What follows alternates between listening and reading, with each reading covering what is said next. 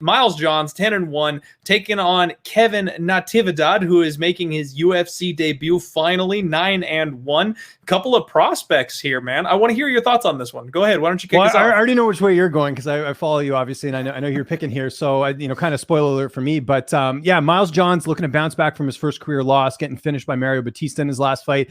And one of the interesting things talking to Miles ahead of this matchup is the fact that he just feels so relieved. Believe it or not, carrying that O on his record really put a burden on him. And he basically, when he lost, he was like, all right, now I know what I need to do. I got to go out there and be even better. So I think there's something to that.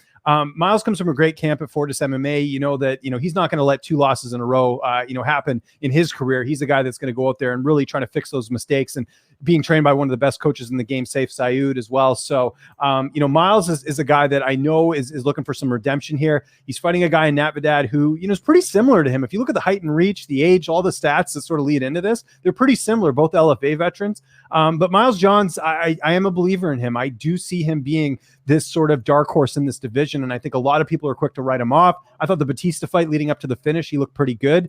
He does have a win over Cole Smith before that, who was undefeated at the time when he beat him last year in UFC Vancouver. So I like Miles Johns here. I do think it's you sort of looking at the two on paper, they're very similar, but I'll go with the guy with a little bit more experience and the guy who comes from a really established camp at Fortis MMA. And of course, Uriah Hall also in the main event from Fortis MMA as well. There's something to that. When you get teammates on a card, you guys are getting ready at the same time. I think that's also another thing to look at, where I think Johns is sort of peaking at the right time. So I'm going to take him by decision. Miles is not much of a finisher. We have seen him finish fights, but not recently. It's a lot of decision wins. I think he can edge this one out over Kevin Natividad, or however you say it. You said it better than I did, but I'm taking Miles Johns in this fight.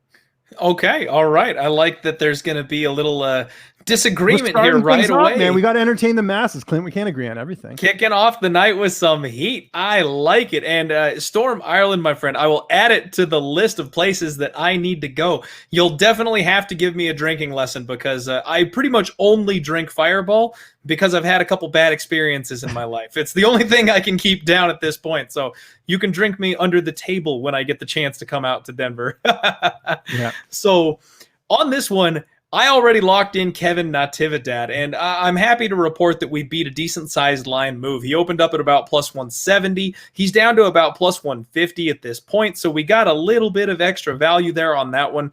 Miles Johns, real strong grappler, man. That's the thing that, normally speaking, I really like from him. He's going to grind out a 15-minute affair. He likes to bully his opponents up against the cage. He does wing these big looping hooks. Like you said, you mentioned the gym that he's from. I absolutely love Fortis MMA. That's a gym I prefer to back, and I agree with you when it comes to fighters, kind of peaking at the same time, pushing each other, that kind of thing. I usually am a fan of that as well. However, I think people are just sleeping on Kevin. I think this line is too wide. He's an extremely aggressive striker, and he is so hard to hold down, man. He does the he subscribes to the Derek Lewis wrestling, the school of wrestling, because what I like to say Derek Lewis has is fuck you takedown defense. He simply stands up, man. He is so physically strong. He'll have a 265-pound man on him and just be like, nope. And that's exactly what I've seen Kevin do in his fights as well. Anytime he gets taken down, he literally had a guy transitioning to his back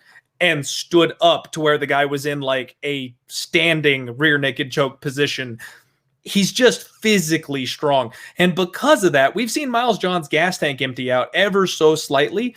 I think he's going to struggle to keep Kevin down. And if he can't hang on, if he can't hold Kevin to the floor, I think he's in trouble on the feet. If you go raw power for raw power, Miles Johns, he might hit that machine the UFC has just a little bit harder that rates your punching power.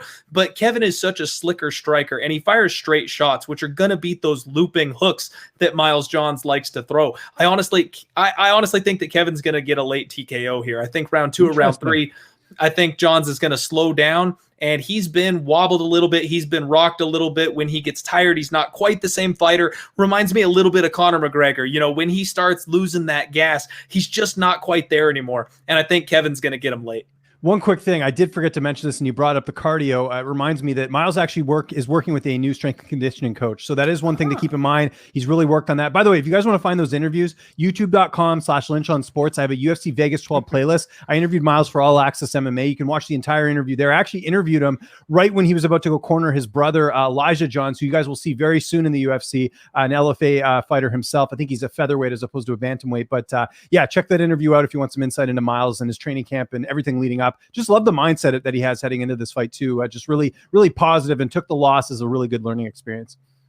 Good stuff, man, for sure. And I always listen to those interviews with the fighters that you do. There's so many little nuggets of inside information there with those. So thank you for the good work that you do. And I do just want to go ahead and mention again, we're talking sports betting here at the Die Hard MMA Podcast. I know a lot of you have been with me a long time, but there's a bunch of you who are coming in who are relatively new. We're not just picking winners here. We're talking about bets. So when we break down this fight, I'm saying I'm taking plus 170 with Kevin Natividad. If I put $100 on Kevin and he wins the fight, I get 170 with my 100 back. Miles Johns on the flip side of this thing, he's the favorite, and I think this should be about a 50-50 fight. I think there's value on the side of Kevin Natividad. A lot of people out there think there's only value on a winning bet. If it loses, there was no such thing as value, and that's just fundamentally wrong. If you put yourself in good positions, if it's a 50-50 fight and you're flipping a coin 100 times and you're getting plus 170 every time it lands on heads, eventually you're going to make money. That's how that works. So close fight.